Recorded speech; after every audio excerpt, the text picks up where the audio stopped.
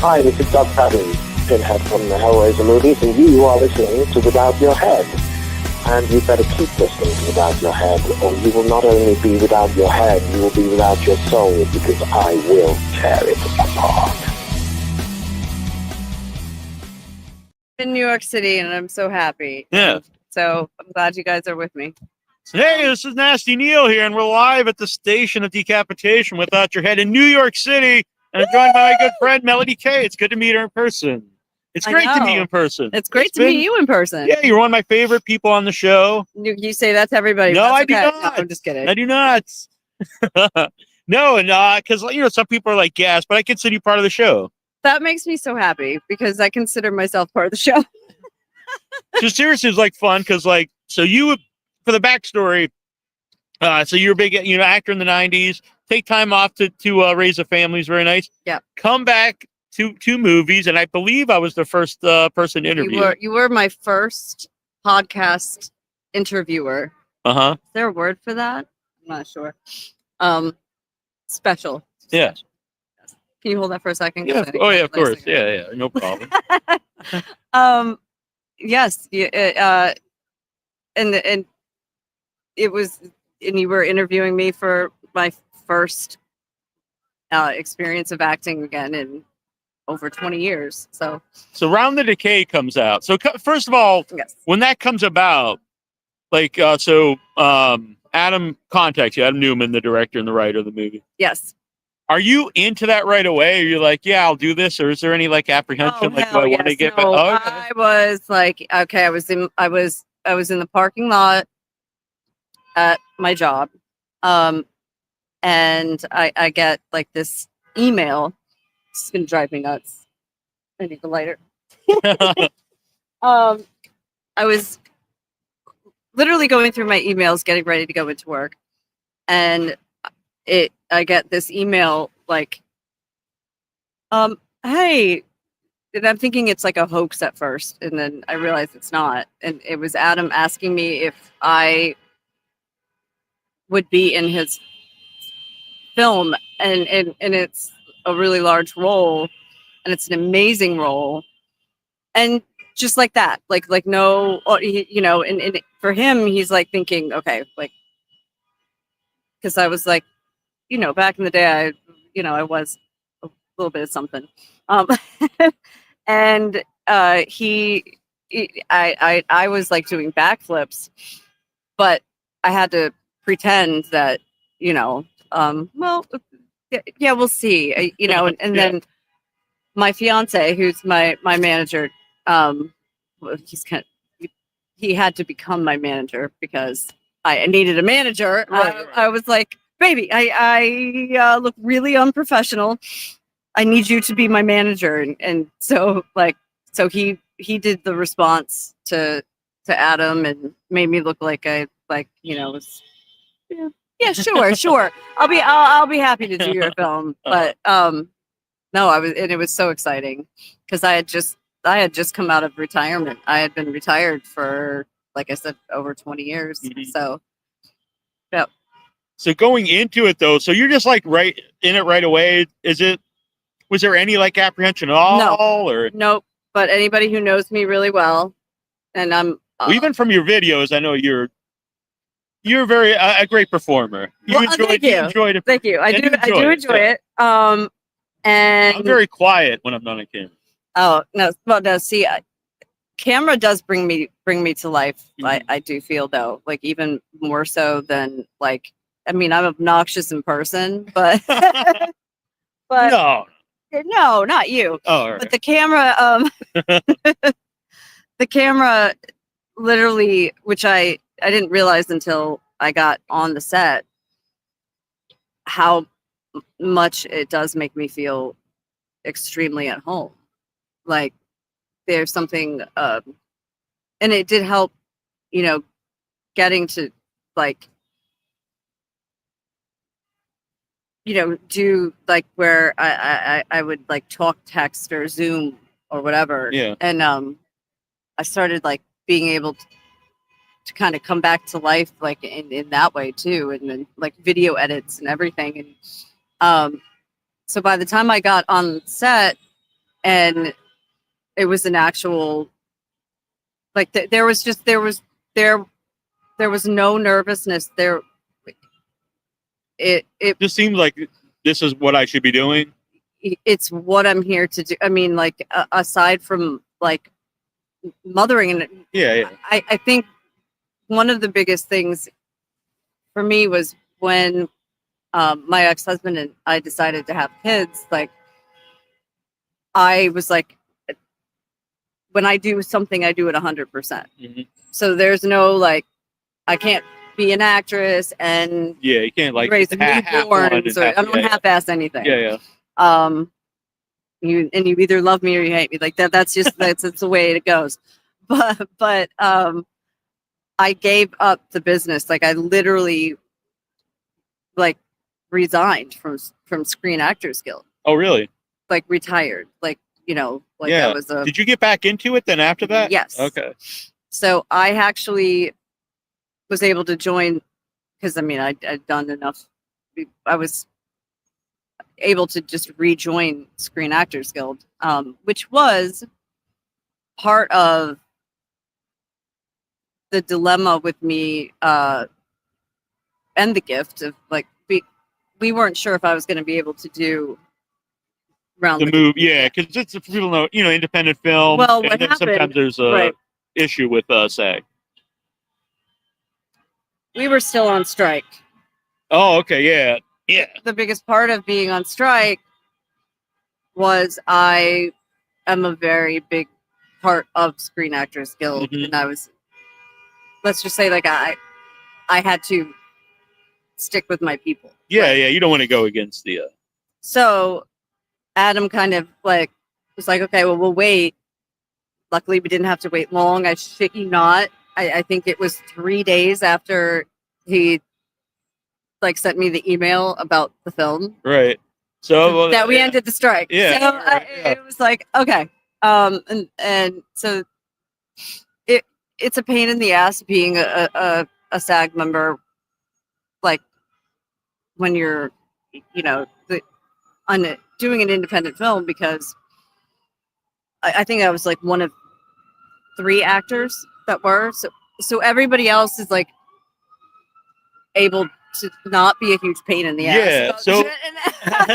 So not to make about me. So my first movie was SAG, the Once and Future Smash, and so like literally like a week after we finished filming most of the movie is the shutdown. So then it puts us into a long delay, and then after that is the strike, and so it was another delay. God. So you had like the whole so you get it. Yeah.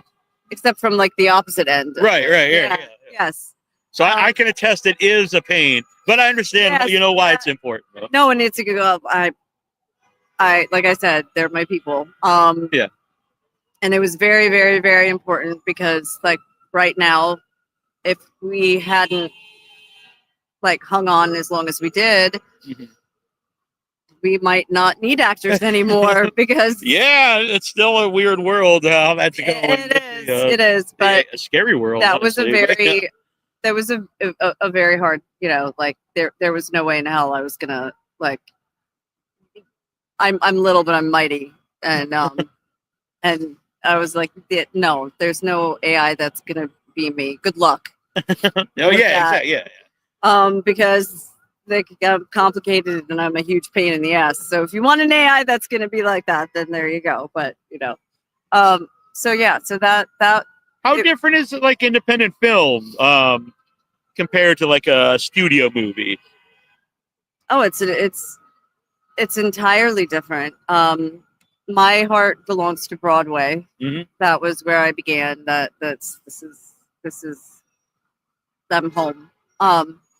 Independent film is a family, like definitely theater a community feel. Yeah. We've got like Jamie, who's my husband in the movie. Like, he's doing the clapboard, or most people know, like the most people in independent film, they're not just the actor on the film. No, you get to do like you get to be a part of everything. And like I say this every time, but like you get to talk to your director, which never happens. Like, Right. you know, I did Disney. It was like, you go through like first AD, second AD, third AD, like to be like, okay, what do I do about this? You know, and in an independent film, like I could literally just text Adam like the middle of him filming. Like, should Teresa wear these earrings like with this dress? This, you know, stupid shit. Yeah. But yeah, my friend here, Jimmy, Phantom Enigma, I'm sorry, who, I mean, that's how I met him, was through independent movie. And then it isn't just someone like you work with, you do become friends because you're working closely, and everyone's really, everyone has to really be dedicated to make these movies happen. You do. It's not just you show up, you do your line, then that's the end of it. Like, you're not involved. Well, no, and you don't like it, it was a very segregated experience, like both film and television. Which like my mom and I never really fed into, because like my mom is like a no nonsense, like she's an actress too, or no, God no. Oh my God, she hates, like she's a like, leave me alone. Like she was very introverted. She's very not public. I'm like, I give her constant cardiac arrest with like, she's like, why? You're like exposing your soul. And I'm like, that's what I do for like a living. She was not a stage mom. Like we would do, like I did films where there were legitimately like hours and hours of drama about like the size of the trailer that like, you know, like, I'm like, I don't need a fucking trailer. Like I'll just go sit at craft service and like hang out with people and eat. Like it's a very, very different world. And you don't, you know, everybody is in the same. Was she supportive of you like pursuing acting? Oh, absolutely. Okay. That's good, though. She's my backbone, my everything. But like, she was very she wouldn't involve herself with ridiculousness. Like, you know, like who cares what size your trailer? But I assume that was good too, because then you don't have that attitude then either. No, oh my, and my kids don't, because I'd kill them. Like the entitlement, the whole entitlement factor, like has now spread through. It's not just like movie stars. It's like everybody. Like my oldest daughter, when like there was this one time, we just had a conversation, like basically thanking me for depriving them as a kid. And it was just basically, we went to a store and there's free cookies. Okay, you get a free cookie. Like, you're not getting anything else unless I said prior to that you're getting something else. So don't ask. Or you can sit there and cry in the middle of the floor until like you're done with your tantrum. And like we didn't. No, there's no entitlement because you're born. Well, like she was like, I feel like my roommate, like just thinks she deserves everything and doesn't clean up and blah blah blah blah blah. And I'm like, welcome to your generation, sweetheart. That's like there's so much of that kind of like, I'm great, I deserve, like it's like, why are you great? Like, what have you done to earn? My oldest son was able to buy a BMW for his first car because he worked for it. Right. Now, mind you, like we're workaholics in our family, but that's how you get what you get. Like, and I also, you know, like I could have, I've had lots of money. I've had no money. Nothing ever changes with that. Like if there's a, you know, my wedding dress, it was a $1,500 dress. I got it for $25. How was that? It has some stupid little rip in. Oh, like, I'm the totally lace. with you on this. Yeah. So like, I like really eat ripe bananas because I grew up like, you know, I'd buy the overripe bananas because there you go. Cheap. So now I just like them, so that's what I buy. So I'm just, I like what I like, and I don't like getting things that I haven't like deserved or feel like I've earned. And I feel like humanity, I feel like all humans are like that, which is why when as people we go against that, like it causes a serious kind of dilemma in everybody, because like when you know you're getting something you should have or that you haven't worked for, right? You haven't built any kind of self-esteem. You're like, but then you just expect that's what you're supposed to get, and yeah. So that's my. I told you I talk a lot. Yeah.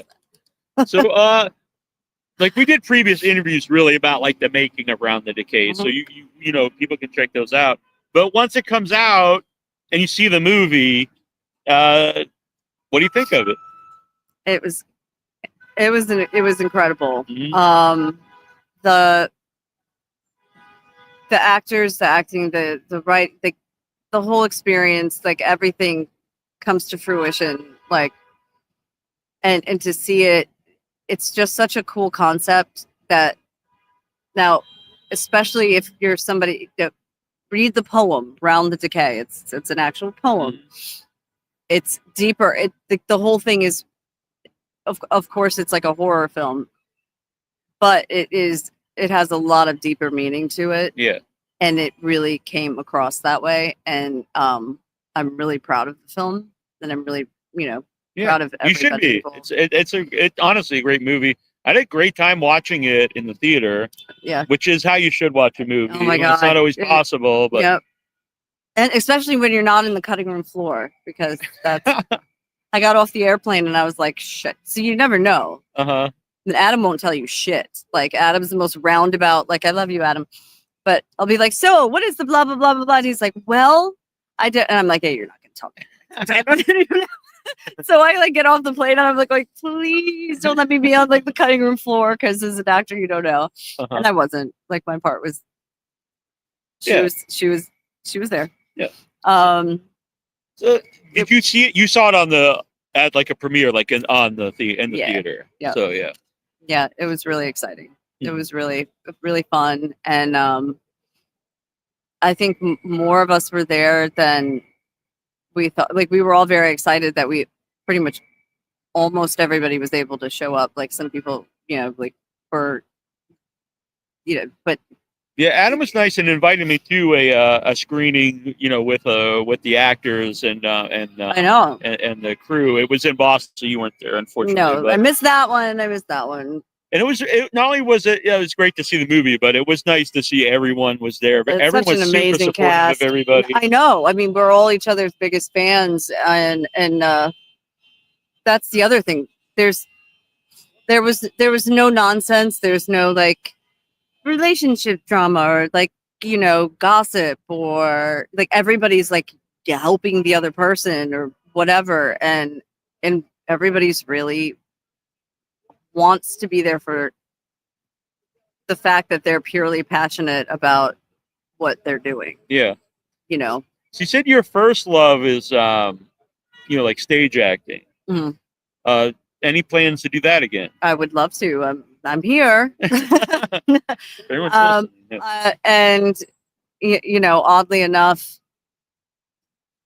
my fiance may have to like be working here, so I am now going to be traveling back and forth, and so what used to seem like an absolute like no way in hell that like would ever happen that you'd be able to do Broadway again is like it's an actual reality. Like it's a possibility, and my kids are old enough to where because I was a stay-at-home mom, so I was with them for the first 17 years, like annoyingly, like every single day.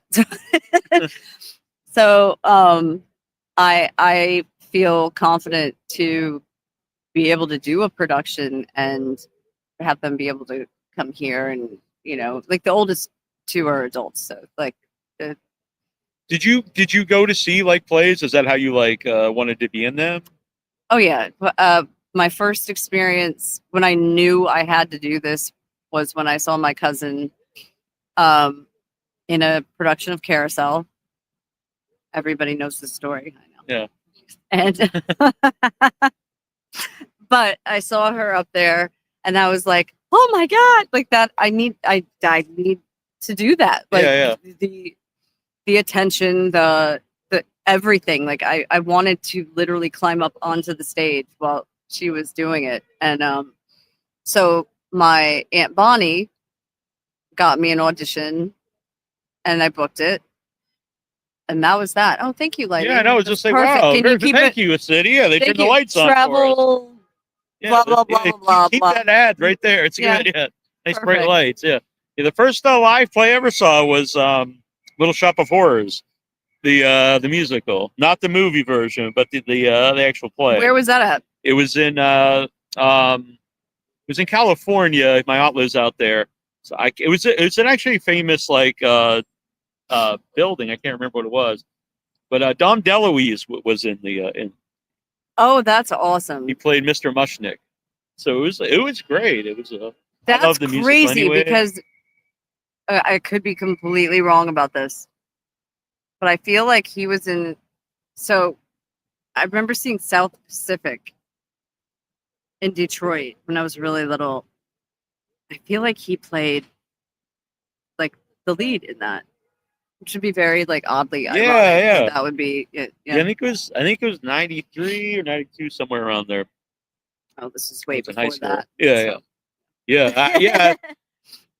I don't know if he lived too much long after I saw him in that. But. I was gonna say because when we saw South, I have to ask my mom. My mom will know.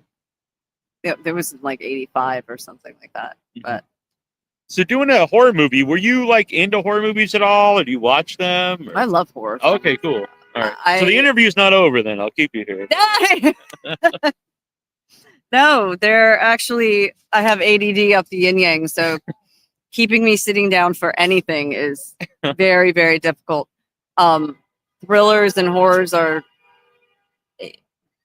pretty much one of the only type of film that like really. I like documentaries and stuff a lot too, but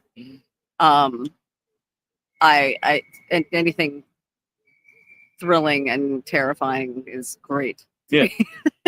Any ones that stand out? I know it's kind of the cliche question, your favorite horror movies, but any ones that are your favorite? Oh God! Well, okay. So Poltergeist. I love Poltergeist. It was.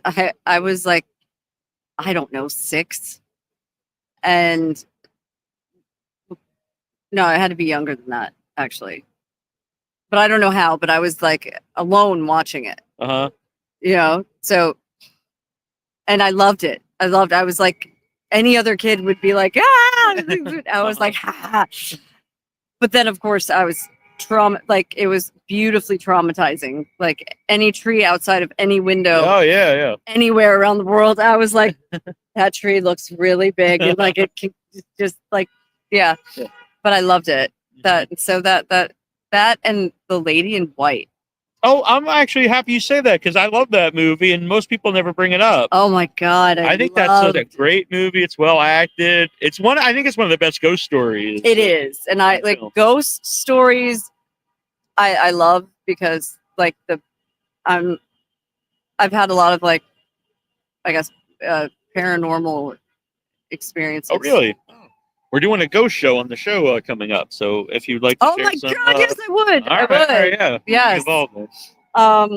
I've had experiences that, like, I think anybody in our craft has a tendency to, like, you're basically trained to be an open vessel, to absorb energy and like call it whatever you want, but like. I was always that kid that, like, at the St. James Theater, it was like, do not go up on the 7th floor. Oh, really? So blocked off, like, do not go on the 7th floor. Right. Well, where was I? Of course, like, immediately, like, on the 7th floor. Yeah. Everybody, Melody, you're not supposed to go up there. I'm already up there. Yeah. I'm already in there. Like, we were going to do the interview by St. James Theater. Like, I know. I would have. That would have been really. Yeah. Do you have a personal connection to that? Then? Yeah, that was that was the Secret Garden. I was the lead in the Secret Garden, and it was. Oh wow. Yep. And it was Tony Award winning, and it was a big it was most monumental experience. And then I took it out on tour, and that was the experience of a lifetime. So, along those lines, though, you have that experience, but in theater, like, unless you're there, it's not on film forever, like a movie. So Right. What are the differences there? Because I could see the pluses and minuses on both. Like the experience of being there live, you're there with the crowd. There is something interesting too that you have to be there to be part of it. But then a movie is there forever, so it exists forever. Yeah, but you know what?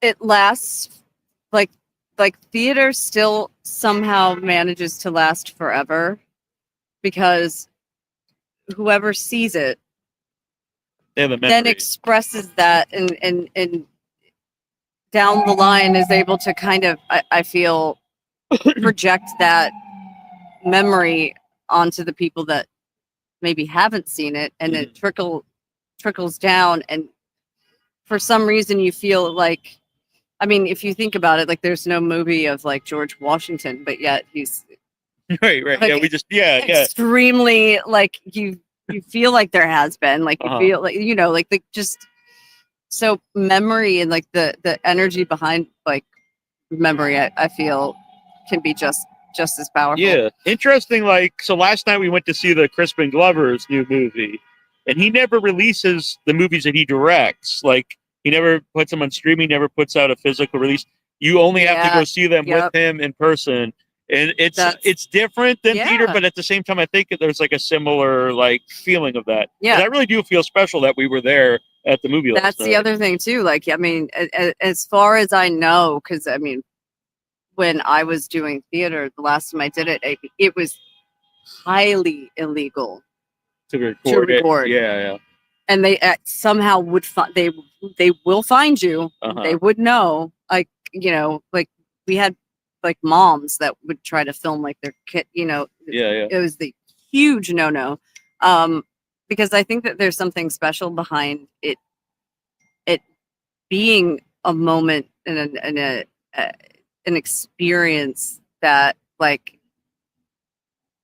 it doesn't necessarily have to be something that everybody's going to see, because think about like a lot of things that you can see if you have that availability at all times, like you don't really appreciate it as much sometimes. Yeah. So like for you, for being there, for having that experience, that was part of, I think even along those lines, it's the same way today, like, because you can literally watch like almost every show that's ever existed, like, and it's great in some ways, but I don't get as excited as I used to. Like, exactly. Like, it's Sunday night, the show's coming on. It's the only way I can watch it. It's called desensitization. it's that's a huge thing. Like, when you have access to anything you want, then you want more. You want something else. Yeah. Like, it's not as exciting anymore. And it's really weird because like when I was a kid, like you had a very limited what you could watch, but it seemed like there was always something you wanted to watch. And now you could the endless choices. It's like you just like scrolling. Like, what do I even watch? Even though you could watch basically anything you'd ever want to see. It makes it to where like when it used to be like you had to, like for like a TV show, like you had to wait till Friday night. Mm-hmm. So you looked forward to Friday, like for that show. Now you can watch it like at any point. Yeah, and a lot of times if they'll put up like the whole series at once, and you can literally watch the entire series at one night. Yep. And like I know I'm not against it because I have binge watched stuff, and there's been stuff I watch I might not have seen otherwise. You know what I mean? So, trust me. Yes. No, I think that progression is something that has to be accepted and embraced. So there's good in all of it, but it is like it does make directors and writers and actors feel a need to push the envelope. Like now we've got to do something that people haven't seen. Or that's going to terrify people. And a lot of it just comes and goes so quickly. Like even something that'll be really big, like on Netflix. Like I remember a few years, it's like the Bird Box, whatever. But like no one ever talks about it again after that, like couple weeks. Right. Where like movies that I watched as a kid, like anything, any kind of horror movie, like people remember forever. Yeah. And also, oddly, I always think horror movies too, like so many stuff like I grew up watching as a kid, like even if it was up for an Oscar or something, like people forget about it. They never talk about it. But like these weird horror movies like Basket Case or something, people will watch forever. Well, because we're so stimulated by fear. We thrive off of it, unfortunately. Like it's one thing to have it like in an entertainment purpose, but like as humans, we are so navigated by fear that it's what we remember more than anything else. And so I think for people, like that's your worst fear when you watch something that like emulates like your own fear, like it sticks with you. I mean, yeah, I've had a conversation with a friend of mine, like I think like real art, it evokes an emotion, and that doesn't have to be a positive emotion. Right. So it could be fear, right. Just you feel uncomfortable, whatever. And that might not be something you want to feel. Maybe some other people don't understand that. But I think if something it makes you disturbed, as long as it makes you feel something, I think that's special. Exactly what it is. That's the that's the thing about loving an actor. When your entire livelihood, be it whether you're getting paid to do it or just living it, because as actors, like basically like who I am as a person mm-hmm. is a culmination of every person I've ever met, and everything lives right here, like good, bad, the ugly, the like. So we are very fucking hard to deal with because people will pay to watch us be the way we are, but to live with that is hi honey. Yeah. Well, shout out to your fiance for yes, exactly. Seriously. Because we are, you know, when it is something that you've been given the gift or curse of, however you want to look at it, you invoke feeling, and it's not always a great feeling, but that is what it is. It's what we do. So how are you doing currently physically? I am great. Mm-hmm. I am doing great. I know that like we had discussed, you know, I had a lot of health issues after and filming. I asked you before because I wasn't sure if it was something you want to talk about, but you're fine talking about it. Yes. I literally found out 3 weeks ago that my cancer is I guess they call in remission, but like to me, everything is black and white to me. It's either there or it's not. Like I'm like, okay, it's gone, it's done. I didn't have time for it anyway, so so it's been a rough stint, but I'm just entirely grateful for the people who have like, because I didn't, you know, it wasn't something I told a whole lot of people about, and I did immunotherapy, and it was just an grueling like experience, but just like anything else for me, like if I like for me, I literally was like, I can't I don't think this is not like I'm deciding right now that this is not the time for me to have cancer. Like I can't. I get married. My kids are still young enough. Like no, I got to do Broadway again. So talk to Nasty Neal. See, I got to be here right now.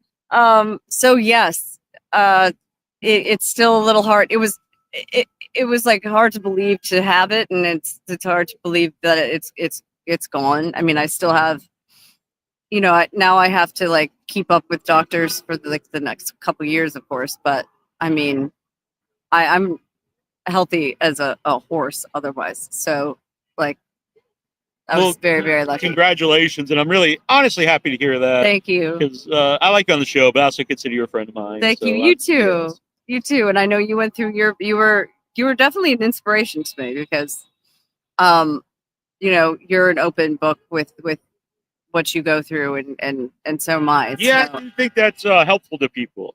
It is. And it's the hardest thing that people don't realize is it's not an easy thing. Like, this is not a glamorous thing to talk about. No, and you do it for other people, not for yourself, right. Because there are always going to be people where people will use weakness as like a tool in a sense. Yeah. So to be able to put that out there and allow that and be like, you know what, I'm more concerned with the connection and the inspiration it can bring than what like the naysayers and like the because there's always going to be both, Yeah. So have you dealt people that follow you online, are any of them like negative towards you, or are most people pretty positive towards you? I have been really, really lucky. Like, I have really never had anybody online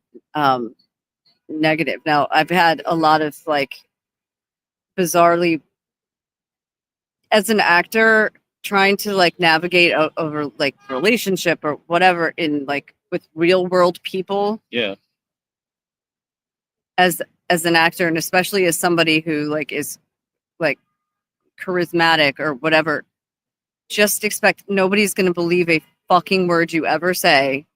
And if you cry, like, it's fake and you're manipulative. And like, those are the things that I forgot about. Like, because when I had kids and I retired, that was one of the main reasons why we moved to the South. I didn't tell anybody I was an actor. Mm-hmm. Because once people know you're an actor, you're an actor. And it's been held against me to the up-teeth, like, degree. So... Yeah, so anytime there'd be like an argument or like... Yeah, I mean... Oh, well, you're just doing... people don't trust you, or people, like... And so I do think that just being a... Like, that's why, like, Hollywood relationships, like, very rarely pan out. Like, because then they don't even trust each other. Like, it's like a whole, Yeah. Have you ever dated another actor? I have, I guess you could say, dated actors in the past, very briefly. Like, I wasn't not a huge fan. Yeah. Just so the fiance, stay a manager. You don't want to get him in front of. Well, and he's a genius, and he's amazing, and he's become my manager, but it's not really what he does. He's a technical engineer, and he's and he's a philanthropist, really. Like, he'll change the world, you'll see. But he and my ex-husband is a surfer, runs a resort, and like my two actual relationships like I've had, which like I said, I'm black or white. It was like I would date, and like there's only been like two that I've ever actually been serious about. One was I was married to, and one I'm getting married to. And yeah, like they're like, my fiance he's charismatic and he's gorgeous, and he definitely has like that potential, but like he's not an actor. There's a very big, sorry actors, I love you guys, like you guys are great, but two actors together, it's yeah, we're like I'm drama enough in one person. Like, so yeah. Also, I don't know if this is ever a factor, because you said you obviously like attention, being an actor. Yeah. Is that an issue, like two actors together, because they're vying, both of them want attention? Well, yeah, I mean, it it for me, it's more of like, and back to answer your other question, is like, yes, I have dated like several celebrities, but like dated, Right. just, kind of fun stories. But anyway, We'll save those for another time. we'll save this for another time. It is like, it can be an issue when you're dealing with like the whole wanting attention thing, but I think for me, it's not even, a lot of it has to do with too, like I grew up as a child actor, and I had all this attention on me. So even when I don't want attention, it's there. Like, right. There's no, You can't just turn it off. No, there's no, like, I don't get to be a wallflower. Like, Right. It's just never,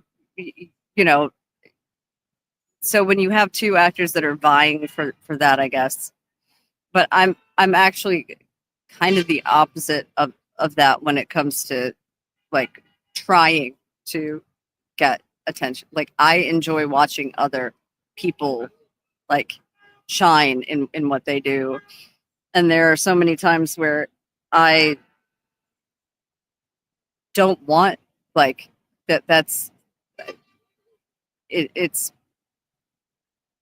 I don't know. I'm like fumbling for words now. But to answer your question, that yes, like that kind of goes back to like the whole, when I was a kid, like actors wanting, and their parents had a lot to do with it too. Like, my attention was always, I always had like the devil's advocate, like with like my parents and stuff too. Like they weren't like, oh my God, you're the greatest thing ever. They're like, well, I don't know if I trust like that blah, blah, blah. Like, so it was just good because it kept me, like grounded and knowing like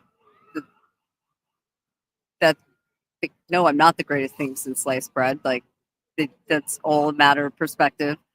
And, I don't know if that answered the question. It does. It does. Sort of. My buddy here has been holding your phone, so I'm feeling a little I know, bad about you. him. Okay. But all right.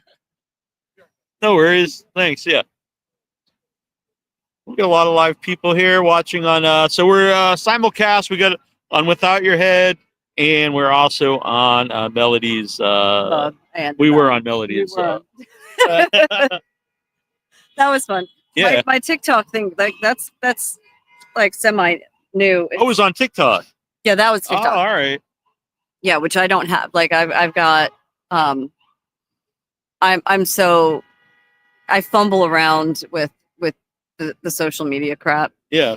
And like God only knows like what I actually end up filming or don't film. Like I'm so but I've gathered a pretty good following at this point. So yeah. So that's something new, different from when you were acting, previously. Oh my God, yes. And now social media is a thing, and it is something you have to embrace. I wouldn't be sitting here with you right now if it wasn't for that. I mean, I like my children and my ex-husband and we resided in, like, they're in North Carolina. Mm-hmm. The only way Adam had any access to even find me is because when I got separated and I ended up, with my fiance, he was the one who, was like, well, why aren't you doing this? You're so extremely talented, and helped me like go on social media. That's how I returned to the business. Mm-hmm. Like that was the, you have to be out there. Yeah, that's the only way. It wasn't like I was going to be like, okay, well, perfect. I'm going to go fly out and audition now in Los Angeles. Right. Like no. But honestly, you're a big help in helping to get the Round of the Kay out there, because you were out there. You come on our show and you're talking about on social media, and then that's invaluable. You have because I have friends who are in movies, and some that don't like social media, and I get that, but it does hurt them from getting other roles It really because does. it is a big part. I've had other people even ask me, like, do you know, of course they want someone talented, but they also ask me, like, do you know someone who's either got a following or good about, promoting something that they're in. Yeah. I mean, and I also do video editing, which had no idea I loved. And it's one of my biggest passions, like putting the things together. Like I'll put a, thing together for this, but, it definitely, like, let's just say I created Teresa, my character, before I even met Adam face to face. Like, I was on social media promoting the movie and her, and the fact that I was coming back out and and when I got on the set, it basically, the only like guidance he gave me was like, well, you already created, you know Teresa, you made her, like, because I would create these things because I love it. Like there's no non-artist, like social media is what you make of it, and it's everything right now for independent films. And and I understand, like, the not wanting to, because there's a fine line between, like, if you're just out, like, no one wants someone who's just spamming something all the time, like, well, I don't want to follow this person. But if you make it, you have to make it part of, you have to be entertaining in other ways and also promote this movie. Yes. And, it's one of those things where, like, just with everything as humans, it's like we fuck everything up. So anything beautiful that we're given, it's what you make of it. Like, so there's always going to be the people who have taken it to. Yeah. Like, for example, I don't want someone messaging me, like, hey, I've got this new campaign. Can you donate to the movie? I've never talked to you before in my life. I'm probably not gonna. I'm probably gonna not. That's probably like never gonna happen now. So. No. Well, and also, I mean, there's like the other side of it too. Like the, of course, it's used for. I mean, there are. I get a lot of. See, I have. In order to be a creator, you have to be public. Right. Which means, like, there's like, I probably have 50% like actual people who like enjoy my craft, and then 50% who like are looking for like nude photos, like of some or like. Don't I know it? I have the same problem. But I mean, just but people will do that with anything, and it's being able to not get all like, oh my God, I can't believe, like, it's like, okay, no, it's like that's par for the course, because that's what people do, unfortunately. But so your advice would be just like kind of ignore that. I mean, not ignore. Well, basically, it's all about making sure that you are equipped to handle, like, with whoever you're in a relationship with, and your kids and your family and whatever. Hey, I'm public. I'm out there. Yeah.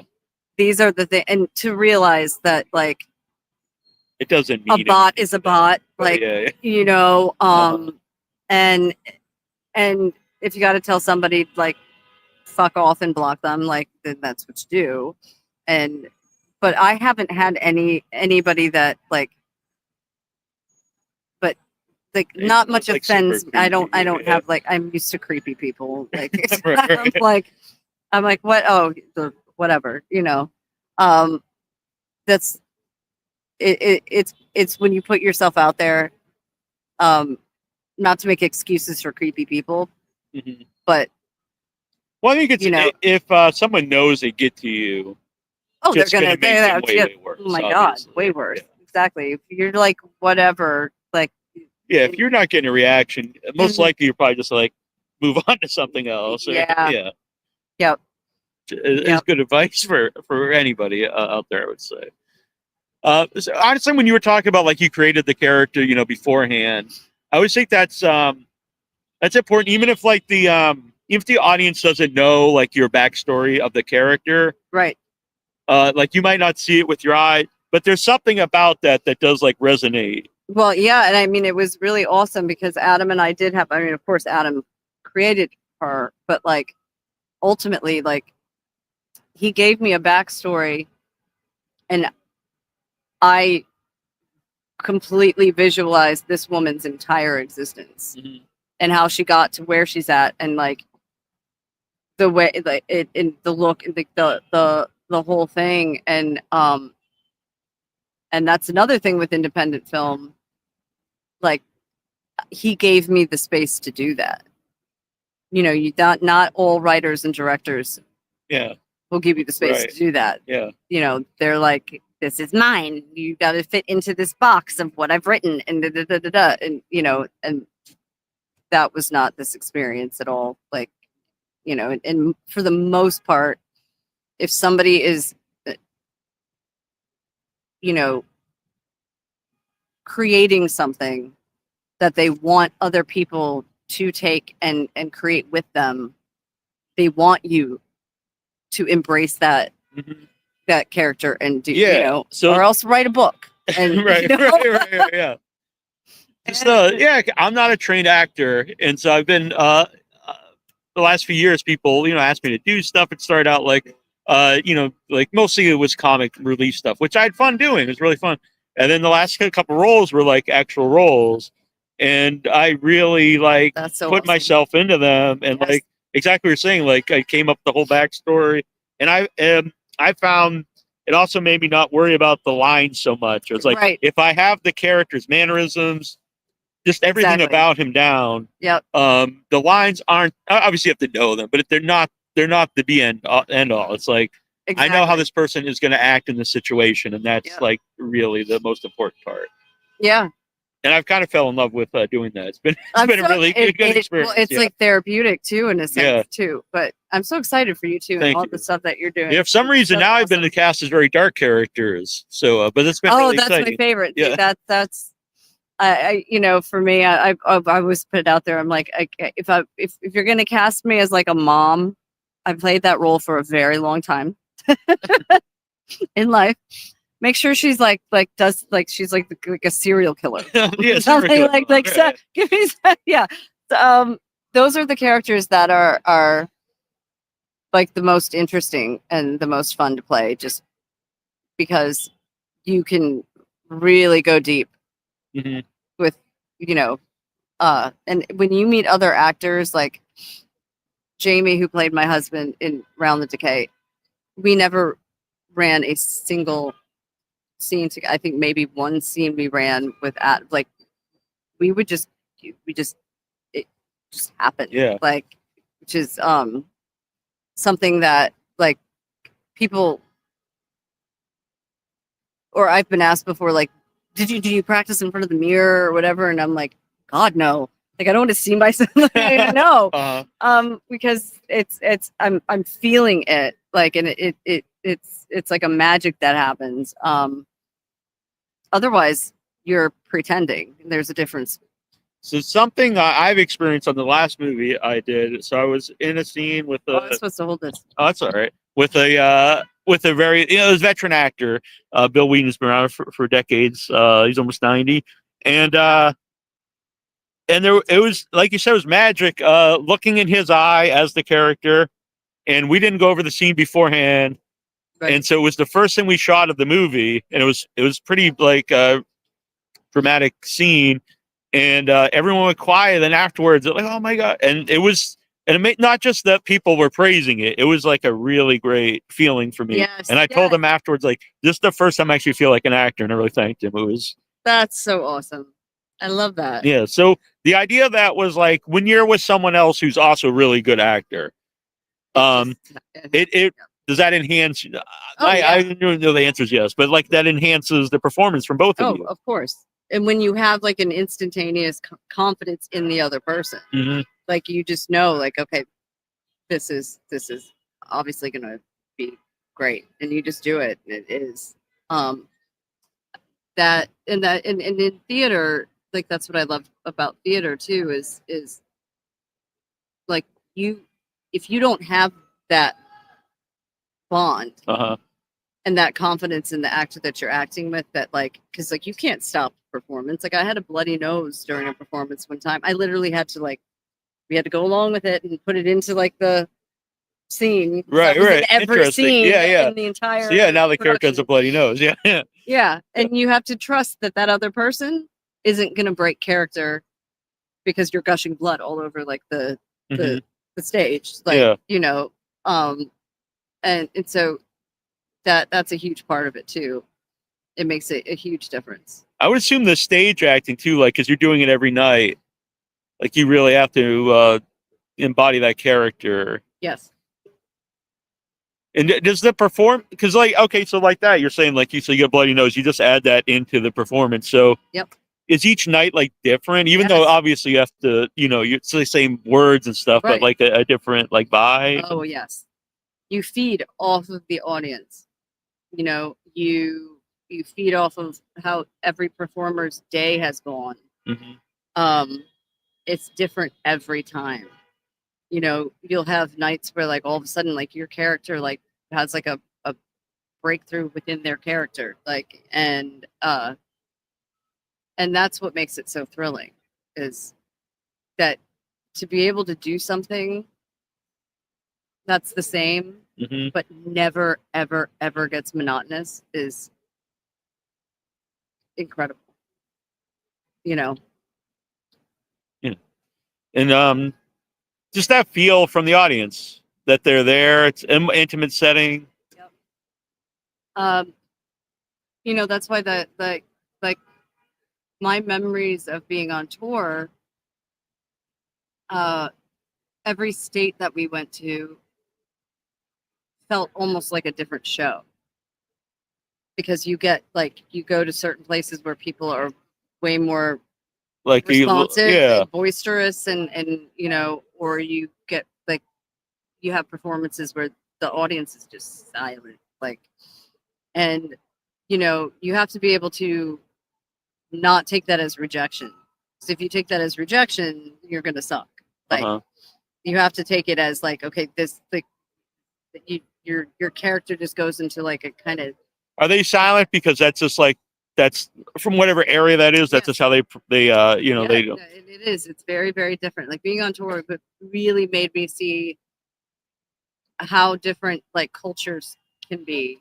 Because like some places it's rude to react, and some places it's rude not to react. Some places it's a weird thing to say, but so I said you a pro wrestling podcast, and it's a similar idea. Is like Japan, like they don't react to they'll politely clap.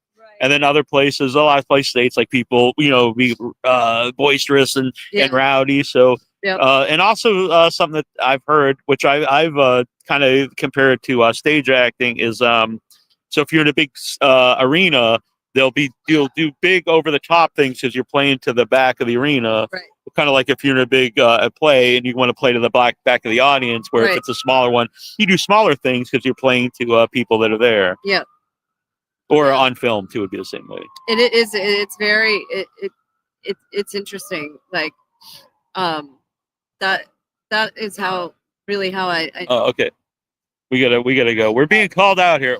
We're in trouble. Yeah. All right.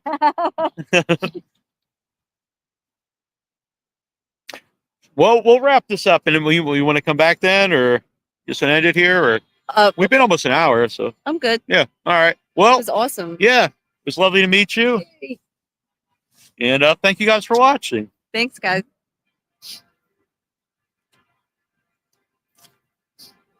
This will end here. Maybe not.